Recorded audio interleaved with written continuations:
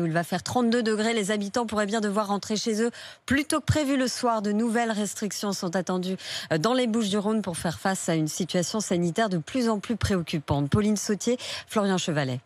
Comme presque tous les jours, Svetlana prend l'air au parc. Pour elle qui a l'habitude de pique-niquer ici le soir, une fermeture à partir de 20h serait la mesure de trop. C'est vrai, quand on est en appartement, on aime bien être dehors justement pour pas être enfermé, pour respirer un peu. Et c'est vrai que si on peut plus se balader, profiter de l'extérieur après 20h, c'est dur, surtout dans une grande ville comme ça. Assis sur un banc, Jean-Philippe est un peu fataliste. Si on veut pas réduire l'activité économique ou l'impacter au minimum, le seul moment qui reste, c'est les à côté, effectivement, la vie privée, donc les loisirs, l'après-boulot, quoi. Il ne comprendrait pas une telle mesure. Dans les parcs, il y a de la place pour tout le monde.